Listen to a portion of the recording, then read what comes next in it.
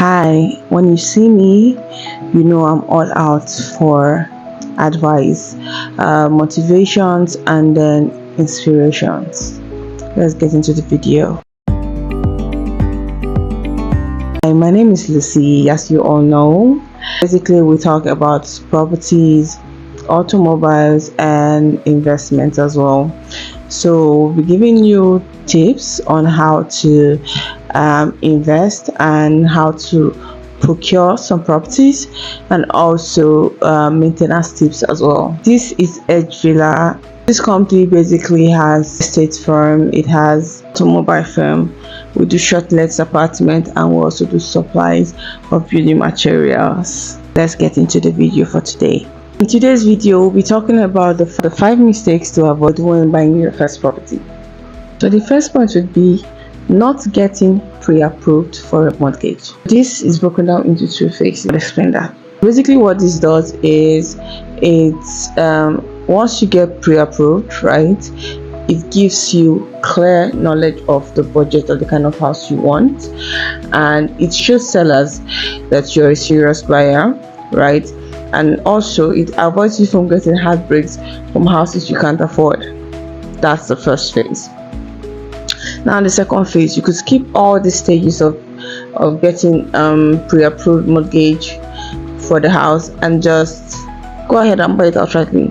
So you have the money, you don't want to go through the surveying and stuff like that. You don't want to go through any survey whatsoever. You just want to get the house and just pay for whatever amount that has been mentioned to you. But mind you, getting pre-approved mortgage helps you regulate the rate at which you buy the house. In this case, you don't get swindled or overly charged for the property.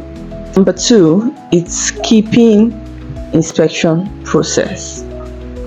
I can never get tired of saying this.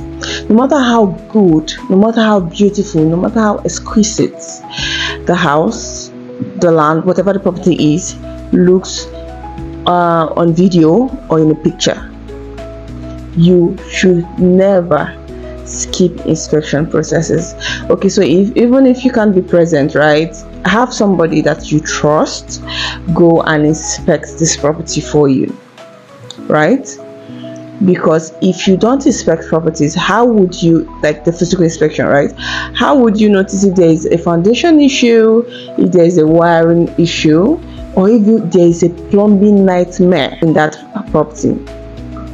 So it is very, very important that you never skip inspection.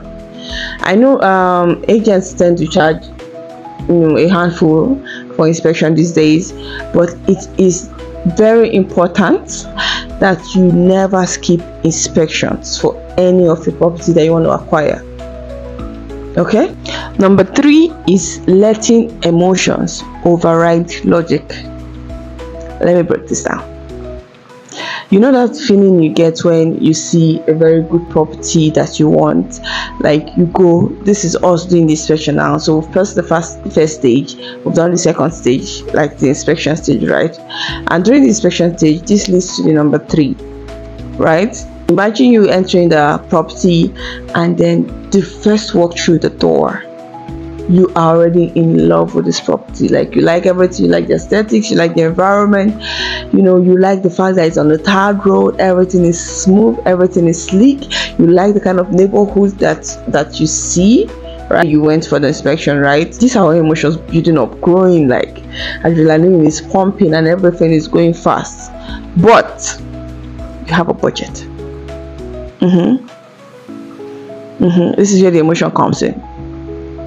So don't let the fact that okay, you like the environment, you like everything, there is nothing wrong, don't get me wrong, there's nothing wrong with wanting the good things of life, wanting the best for yourself. If you have that money, please right away go ahead and spend it and acquire what you want to acquire, right? If you're in love with it, go ahead and purchase it or get it or rent it, whatever the case is.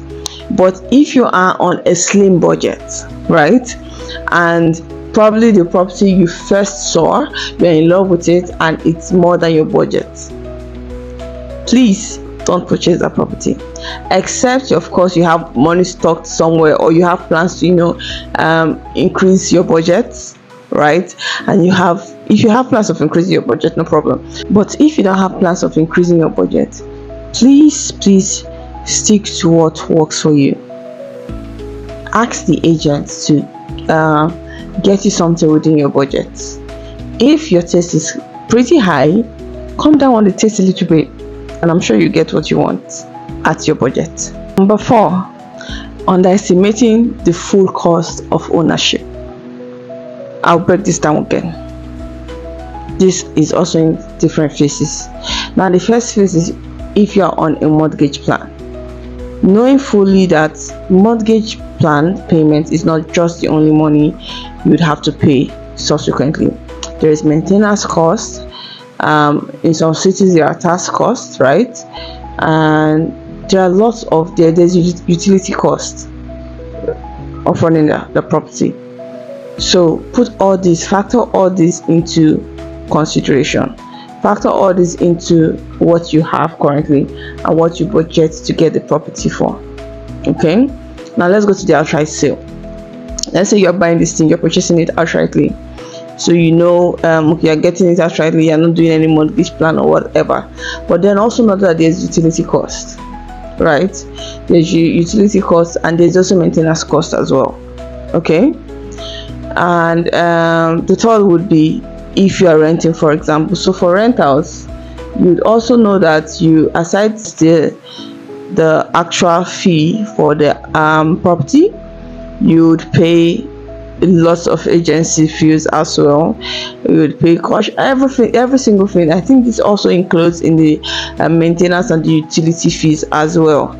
So I need you to also put this in consideration, because if you have a budget of let's say 5 million naira, and you reach out to a realtor and say, I have a budget of 5 million naira, I want to get like a house for 5 million naira. Are you excluding the service cost? Now, the 5th mistake is ignoring the location, where the property is, where the house is, or where the property is. Don't ignore the location, because if you like the house and you hate the location, it's horrible. You can never come home happy. You can never go to that property and with a smile on your face. Never. You can literally change everything. If it's a house, for example, you can literally change everything about the house. Change the paints, change the POP, change this, change the flooring, change everything about the house. But can you take the house from that location and take it to a better location? Never.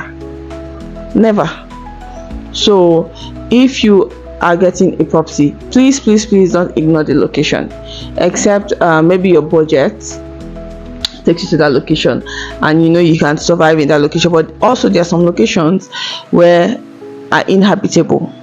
No matter the budget, it's inhabitable.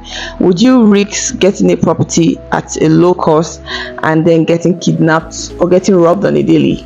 We need to put this into consideration. Never ever ignore the location of your property. Look at the property. If it has amenities, if it has a shop, if it has a supermarket, if it has amenities, if it has good road, if it has hospitals, if it has schools. Look at the future plans of this location as well. Put all this into consideration, and please never ignore. Buying your first property is very, very exciting, but it's also a milestone if you're not very careful. So you have to be smart, sharp, and avoid rookie mistakes that will cost you big. Thank you for this episode. Please like, subscribe, and share, because we'll be posting contents like this, educational contents like this for all. So please like, comment, share. So for the comments, I have a quick question to drop for us.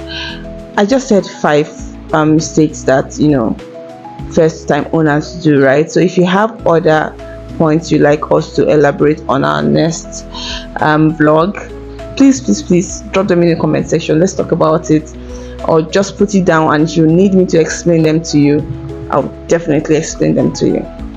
Thank you, and I hope to see you in our next video.